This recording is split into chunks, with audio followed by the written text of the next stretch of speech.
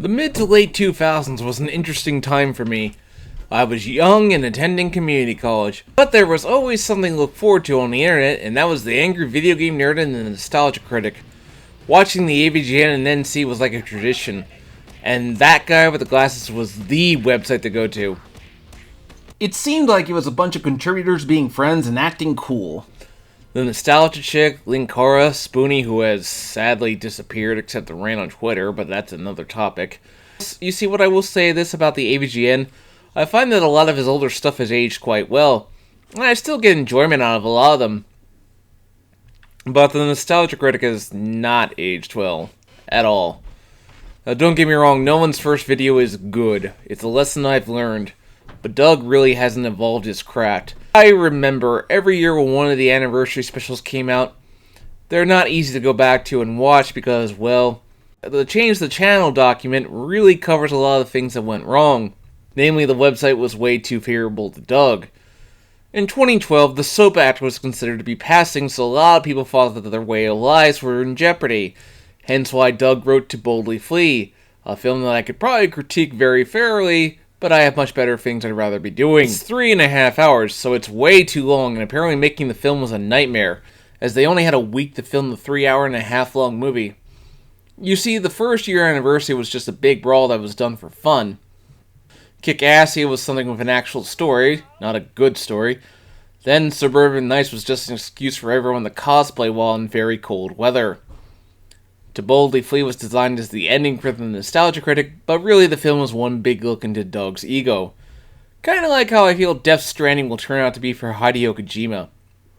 I will do that video when that game comes out. Maybe I'm wrong, but based on what I've seen, I really don't think I will be.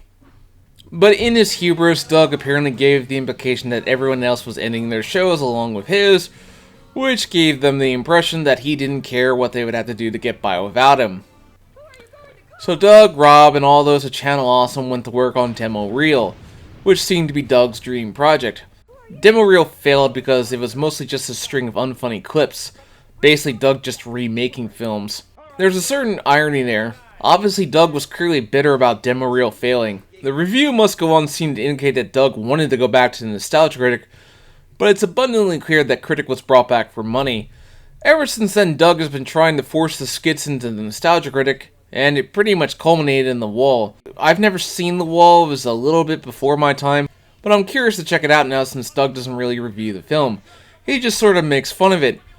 Although he's kind of always had those flaws. Remember when he criticized Mako's voice in TMNT, showing how ignorant he was of modern times? He did address this, though, to be absolutely fair. Not to mention his review of Last Action Hero, where he called it a big dumb action movie, was completely inaccurate. It was a parody of 80s and 90s action movies. Maybe not a well-executed one, but that was the intention. How Change the Channel didn't kill the nostalgia critic is beyond me.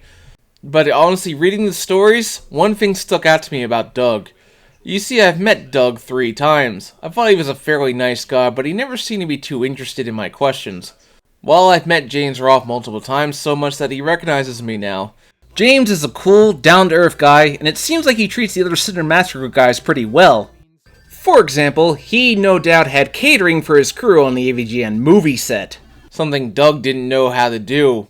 Like even student films would do that. I would know. I've worked on student films. I think the problem is Doug's just not a filmmaking guy. I don't think it's what he went to school for. Compare The Wall review to AVGN's Earthbound review. The Wall tells me nothing about the film, whereas in AVGN's Earthbound video, I'm learning something about James, his craft, his style. And the part at the end where he talked about the toy and the experiences that scarred him made me realize just how connected video games and movies are. The Wall just makes me think of a pretentious ego. Compare this scene to this. Oh, well, why so angry? Stop playing these games. They'll ruin your life. But games are fun. What happened to you? These commercials where the adults look like bad guys.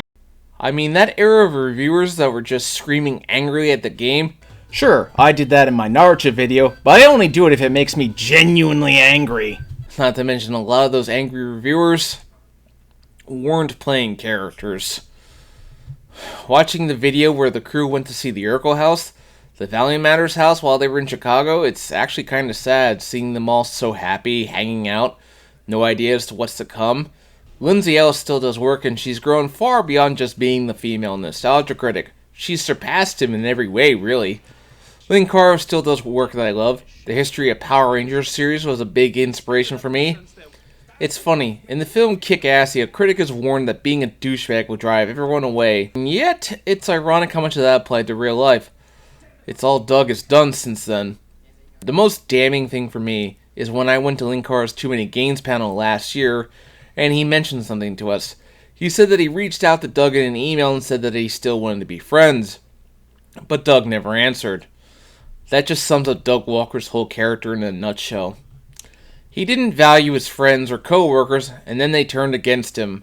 For those like me who are of a smaller audience, Doug's rise to fame and fall from glory are a tale of caution. I don't want to end up like Doug. That's why I do the Let's Plays with my friends, because I need humility. If I ever do become big, I don't want to become like Doug. I don't think anybody wants to become like Doug. But here's the thing. People say he's dying, but that's not what the views tell me. He's still making over 500,000 views. If people really want Doug to go away, you're going to have to stop watching his videos. Doug has become everything he used to preach against. That, my friends, is the true irony. Oh my god, doesn't this remind me Change the channel!